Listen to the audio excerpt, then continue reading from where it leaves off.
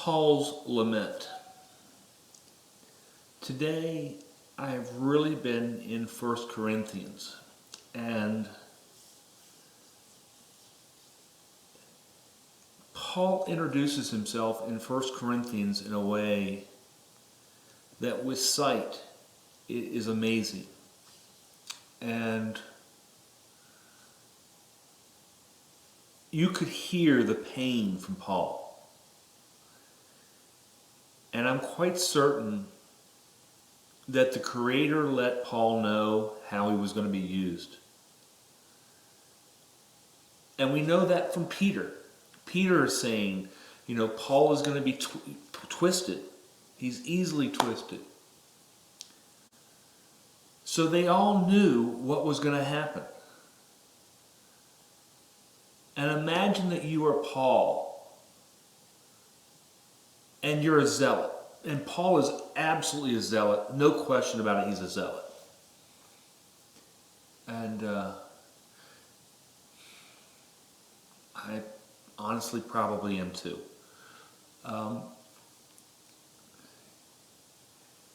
But imagine that you are Paul for a minute. And that you know they're going to use you and twist what you say to bring destruction upon billions of people. And you could just imagine the crying that goes out from Paul. And that's 1 Corinthians for the first few chapters, why Paul introduces himself. And I just want to kind of go over a couple things because it's such an amazing thing for me as I read this. And in 1 Corinthians 1, in verse 10, he said, I appeal to you, brothers and sisters, in the name of the Lord, that all of you agree with one another in what you say, that there be no divisions among you, that you be perfectly united in mind and thought. And he goes to say, I know that there have been quarrels among you. And in verse 12, what I mean is this. One of you says, I follow Paul. Another, I follow Apollos. And another, I follow Cephas. And still another, I follow Christ. And in 13, he starts answering this. Is Christ divided? Was Paul crucified for you? Were you baptized in the name of Paul? And verse 14 and 15, he says, thankfully, I didn't baptize this many people. That wasn't my calling. 17 says, I didn't baptize people because I was to preach the gospel. And then you start getting into the lament that he knows his purpose. Because he says, but to preach the gospel, not with wisdom and eloquence, lest the cross of Christ be emptied of its power. For the message of the cross is foolishness to those who are perishing, but to us who are being saved, it is the power of God. And you can hear this one where he says, I know that those with sight are okay. And those without, they can't hear. And then in verse 19, for it is written, I will destroy the wisdom of the wise, the intelligence of the intelligent I will frustrate. And think about us as we've come to this faith. We read the parables from the Messiah as they prepare the dinner feast. He's not bringing in the top people in society. He's bringing in the bottom. And again, I've always said it since coming to faith. If you had a room of 100 people and you were picking the best ones, I'm either the last or certainly the last 5 in the room. He's not picking the best.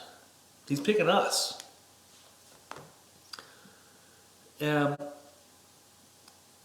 so we don't have that many in our faith that are wise. But that's great because the Creator makes them wise. We don't have many who are wealthy, but that's okay because the Creator will make them. Everything comes from top down. Nothing comes from bottom. Our worship should go bottom up. Our praise should go bottom up. But all gifts come down because the Creator has it all.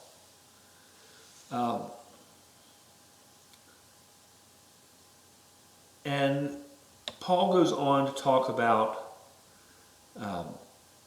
in chapter 1,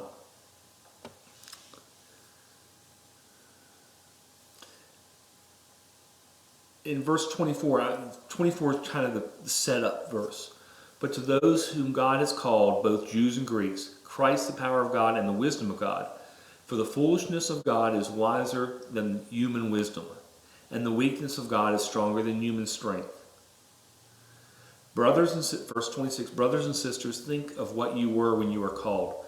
Not many of you were wise by human standards. Not many of you were influential. Not many of you were of noble birth. But God chose the foolish things of this world to shame the wise. God chose the weak things of this world to shame the strong. God chose the lowly things of this world and the despised things and the things that were not to nullify the things that are, so that no one may boast before him. And again, anything that we have, if we've seen something, it's not because we have anything special.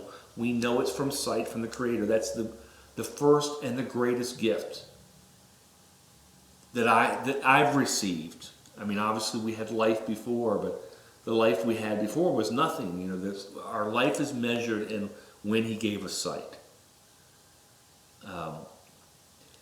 But I wanted to go into the lament of Paul's.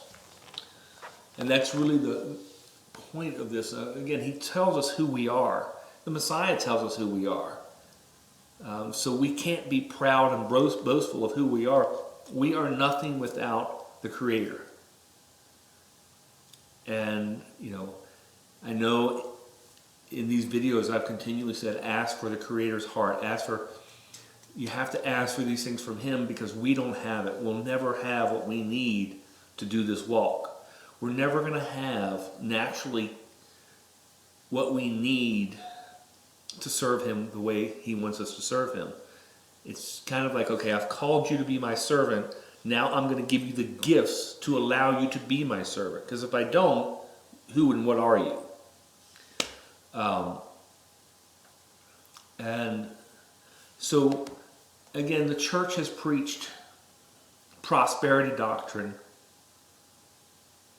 And I grew up around a church. I had pastors come into my home. And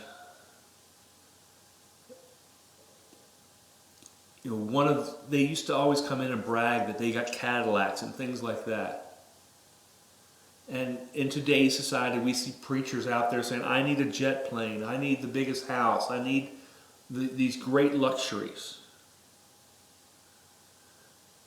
Let's look at what Paul says about himself and service, the true service for the Creator.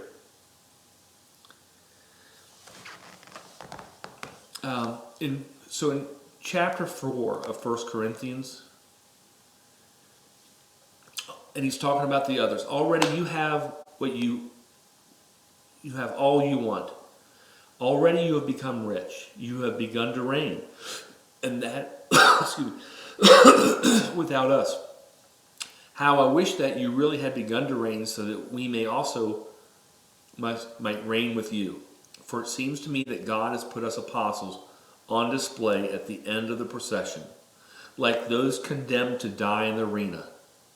We have been made a spectacle to the whole universe, to angels as well as to human beings. We are fools for Christ, but you are wise in Christ. We are weak, but you are strong. You are honored, we are dishonored.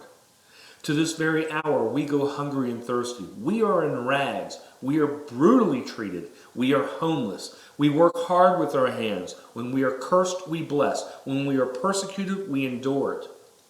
When we are slandered, we answer kindly. We have become the scum of the earth, the garbage of the world, right up to this moment. Show me a church preacher who says this is what service is. But Paul has laid it out. You want to be a leader in this faith? You would look like the scum of the earth, the garbage of the world.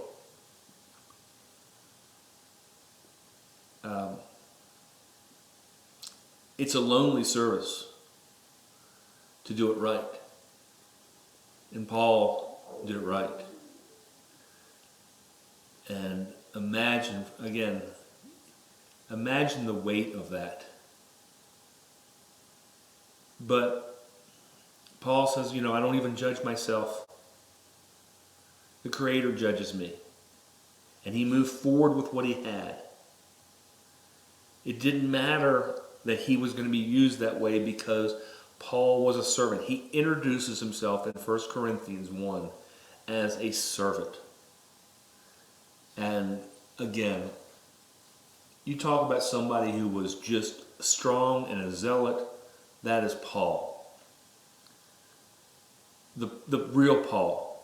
Not the Paul that has been twisted to deceive the world. Let's be honest. I can go to any church on Sunday and they preach Paul because they don't want to preach the Messiah. The Messiah would call them a liar. So they twist Paul to say, okay, we're a Paulite. And Paul said, why are you doing this? I didn't die on the cross for you. He knew what was going to go on. What a lament. What a lament. As they scream and preach prosperity, give me your tithe and you'll get tenfold in return. What's Paul saying? My tenfold he got in return was hunger, was thirsty, in rags, brutally treated, were homeless, persecuted, slandered, scum of the earth, garbage of the world. Imagine how well the church would survive if they taught this is what real service is. But Paul did it. And an amazing thing. Because the issue is, Paul knew where the treasures were. He wasn't putting treasures on this earth. He put his treasures above. And Paul is going to be rewarded at an incredible rate. And I know so many of us, when we come to this faith, we're like, whoa, man, Paul, we've got all these teachings. Imagine how much more that is of a blessing for Paul, because he took that on his shoulders, knowing, and said, I'm the servant. You deal, Creator, you deal with me as you will. I am just a tool for you. If that is your desire, then that is your desire, and I am here to do it. He knew they were twisting him. He knew they were going to twist him. And he pleads with you. The church still won't listen to him. But there's such a respect that I have for Paul. For a man who does this, who says, my treasures are heaven. My treasures are on earth, my treasures are heaven.